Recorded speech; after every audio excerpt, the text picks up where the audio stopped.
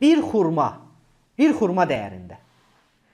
Bir xurma və ya bir xurmanın dəyərinə. İndi təsəvvür edin, bir xurmanı təsəvvür edin. İstəyirsiniz kəmiyyətini təsəvvür edin, ölçüsünü təsəvvür edin və yaxud da ki, dəyərini. Və onun qiyməti, belə göstərən dəyəri var ki, düzdür?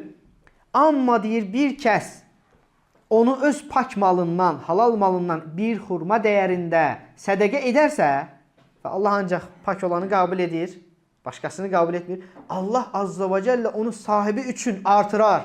Artırar. Hətta həmən qul qiyamət günü o bir xurma dəyərindəki sədəqəsinin əcrini bir dağ boyda qarşısında görər. Subhanallahul azim. Bayaqdan biz nə danışırdıq? Rəbbimiz 700 qatına qədər. 700 qat bizə çox gəlir həmişə. Və sonra nə deyir? Hədis bundan kifayətlənmir. Və ilə əbafin kəsirə. Və bundan da çox qatlara. Yəni 700 dənə qat. İndi siz bir xurmanın ölçüsünə baxın. Ən kiçik bir dağın ölçüsünə baxın. Böyük dağ demirəm. Rəbbimiz o qədər rəhmətlidir ki, o qədər rəhimlidir ki, ən kamili ilə, dağın da ən kamili, orada dağ kəlməsi keçirsə, o dağın da ən əzəmətli dağın, ən əzəmətli dağ qədər böyüdər. Rəbbimiz yəni o qədər rəhmətlidir. İndi sən təsəvvür elə, miqyasa bax, burada ölçüyə bax deyim, bu nə bilim, kəmiyyətə bax deyim.